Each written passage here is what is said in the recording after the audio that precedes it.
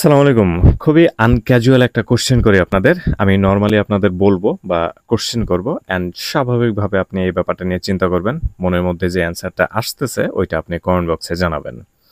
আর সেটা হচ্ছে যে এই পৃথিবীতে যত এক্সিস্টিং মানুষ আছে এই মুহূর্তে অথবা যারা বিদায় নিয়ে গেছেন, কোশ্চেনটা খুব স্বাভাবিক যে এই পৃথিবীতে বসবাসকারী মানুষের জন্য আদৌ কোনো ওয়েপনের প্রয়োজন আছে কিনা, অস্ত্রের প্রয়োজন আছে কিনা, সেটা নিজেকে সেভ করার জন্য হোক অথবা ডমিনেশন ক্রিয়েট করার জন্যই হোক, কান্ট্রি ওয়াইজ অথবা মিলিটারি ওয়াইজ, এই সব বড় বড় ডিপার্টমেন্টে নাই বা গেলাম, একজন মানুষের ব্যক্তিগত পর্যায়ে অস্ত্রের প্রয়োজন আছে কিনা। আপনি যদি একটু গভীর ডিপ থটের মানুষ হয়ে থাকেন তাহলে ডেফিনেটলি আপনার মনের মধ্যে হয়তো বা এই চিন্তাভাবনা আসতেছে যে না, মানুষের আসলে অস্ত্রের প্রয়োজন নাই, বিকজ অফ মানুষ সর্বোৎকৃষ্ট প্রাণী, অ্যাকর্ডিং টু কোরআন, আশরাফুল মাকলুকাত, সৃষ্টির সেরা জীব। সে চিন্তা ভাবনা করতে পারে, ডিসিশন মেক করতে পারে, তাদের মধ্যে আছে হিউম্যানিটি অ্যান্ড ইন্টেলিজেন্সি আছে। এই সব কিছুর উপর ডিপেন্ড করে আসলে মানুষের অস্ত্রের কোনো প্রয়োজন নাই। কিন্তু তারপরেও অস্ত্র কিভাবে এই পৃথিবীতে আসলো?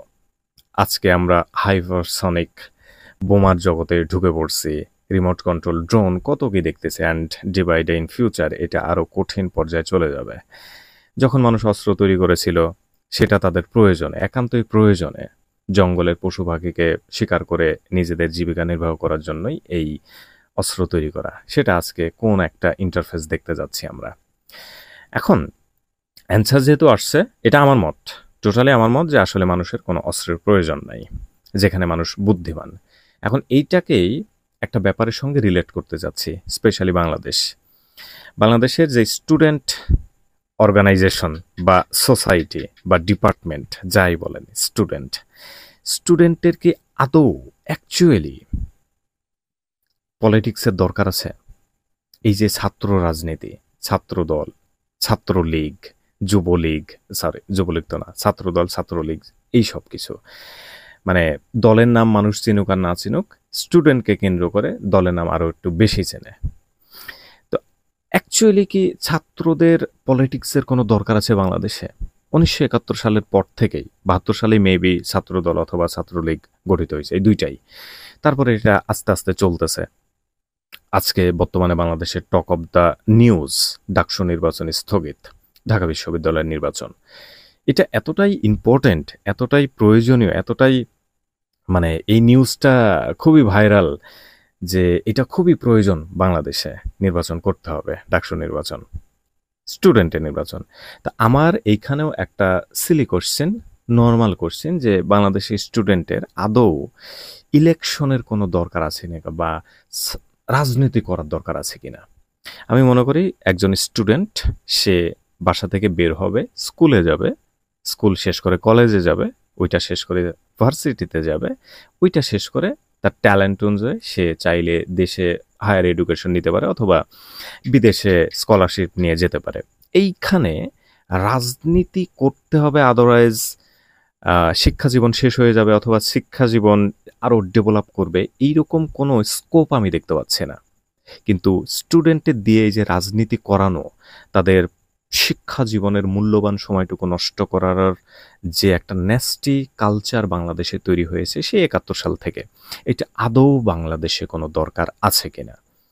ঠিক আছে, আমরা বাংলাদেশের বাইরে একটু দেখি, ইন্ডিয়াতে এটা আছে, ইন্ডিয়ার উদাহরণ নেওয়া যাবে না। আমরা যদি একটু চায়নাতে যাই, চায়নার স্টুডেন্টরা স্টুডেন্ট পলিটিক্স কি জিনিস, how to use, how to work, এটা তারা জানেই না। অথচ টেকনোলজিতে অথবা জ্ঞান বিজ্ঞানে চায়নার স্টুডেন্টরা পৃথিবী শাসন করতেছে এখন, উইথাউট পলিটিক্স, কান্ট্রি পলিটিক্স। জাপানের এক্সাম্পল নিতে পারেন, তারা পৃথিবীতে টেক জায়ান্ট, টেকনোলজি তারা শাসন করতেছে স্টুডেন্টরা, অথচ তারা রাজনীতি কি জিনিস বোঝে না। স্টুডেন্ট রাজনীতি, হ্যাঁ, পড়াশোনা শেষ করে একটা অ্যাবিলিটি আর্ন করে তারপরে তারা পলিটিক্স করতেই পারে, সমস্যা নেই, সব দেশেই করতেছে। ইউরোপের ম্যাক্সিমাম কান্ট্রিতে স্টুডেন্ট পলিটিক্স নিষিদ্ধ, খুদ আমেরিকাতে এই জিনিসটা নাই। কিন্তু বাংলাদেশের মতো এরকম একটা নিম্ন সাবকন্টিনেন্টাল এরিয়ায় একটা দেশ বাংলাদেশ, যেখানে এখনো জীবনযাত্রার মান উন্নয়ন ঘটে নাই, ইনফ্রাস্ট্রাকচার বিল্ড আপ হয় নাই বাংলাদেশের সব জায়গায়, সেখানে ছাত্র রাজনীতি এত ইম্পর্টেন্ট কেন? কারণ হচ্ছে কারণ খুব সিম্পল। ছাত্র একটা বিশাল অংশ জুড়ে আছে বাংলাদেশে। এই অংশ, এই জনগোষ্ঠী, স্টুডেন্ট, এই জনগোষ্ঠী, এই ডিপার্টমেন্টটাকে আমাদের জায়ান্ট কোনো পলিটিক্যাল পার্টি যদি ক্যাপচার করতে পারে, আওয়ামী লীগ যদি যায় তাহলে ছাত্রলীগ, বিএনপি গেলে ছাত্র দল, তো এই যে ছাত্র দলের একটা বিশাল সমাবেশ, এটাকে টোটালি ক্যাপচার করে তাদের নিজের উপকারের জন্যই শুধুমাত্র এই স্টুডেন্টদের ইউজ করা। আদৌতে আমি মনে করি স্টুডেন্টের ছাত্র রাজনীতি করে শিক্ষা জীবনের কোনো উন্নয়ন ঘটে না, পরবর্তী জীবনেরও কোনো উন্নয়ন ঘটে না, শুধুমাত্র তাদের শিক্ষা জীবনটা নষ্ট হয়, তাদের ভ্যালুয়েবল এডুকেশন আওয়ার নষ্ট হতে থাকে প্রতিনিয়ত। তাদের সামনে বড় বড় মূলা ঝোলানো হয়, তাদেরকে লোভ দেখানো হয়, তাদেরকে খুবই সিলি ম্যাটারকে কেন্দ্র করে ফিকশন করানো হয়, অ্যান্ড দেন একটা আন্দোলন সব কিছুই ভর করে নিয়ে যায় বড় বড় পলিটিক্যাল জায়ান্টরা এই সমস্ত নিরীহ ছাত্রদের ঘাড়ের উপরে। দিন শেষে তাদের ভবিষ্যৎ নষ্ট, তাদের ফ্যামিলির সব কিছু নষ্ট হয়ে যায়। So moral of the story, এই পৃথিবীতে মানুষের যেহেতু কোনো অস্ত্রের প্রয়োজন নাই, কোনো যুক্তিতেই অস্ত্রের প্রয়োজন নাই। হ্যাঁ, ডিফেন্সিভ ওয়েতে আপনি নিতে পারবেন, কিন্তু আদৌতে মানুষ তো ডিফেন্সিভ ওয়েতে এটা ইউজ করে না। তারপরেও কোনো একটা অ্যাঙ্গেলে আপনি নিতে পারবেন যে ডিফেন্স, নিজেকে প্রতিরক্ষার জন্য অ্যাটলিস্ট অস্ত্রের প্রয়োজন আছে, এটার বাইরে অস্ত্রের প্রয়োজনীয়তা মানুষের নাই। ঠিক একইভাবে একজন স্টুডেন্টের ভালো উন্নয়ন ঘটানোর জন্য শিক্ষা জীবন অথবা পরবর্তীতে চাকরি জীবন বা ফ্যামিলিগত জীবন, এই সব কিছু আসলে রাজনীতির সাথে কোনো কানেকশন নাই বলে আমি মনে করি। আমি মনে করি বাংলাদেশ থেকে ছাত্র রাজনীতি তুলে দেওয়া অত্যন্ত জরুরি, এবং এইটা এতটাই জরুরি যে আজকে বললে এখন এই মুহূর্ত থেকে ছাত্র রাজনীতি তুলে দিতে হবে, এবং ইউনিভার্সিটি, কলেজ, শিক্ষাঙ্গনের বারান্দার মধ্যে যাতে কোনো পলিটিক্যাল নেতা বা কেউ যাতে ওইখানে প্রবেশ করতে না পারে, তারা যাতে জানেই না হোয়াট ইজ স্টুডেন্ট পলিটিক্স। আমার মনে হয় এটা করলে অ্যাটলিস্ট স্টুডেন্ট ডিপার্টমেন্টটা সেফ থাকবে।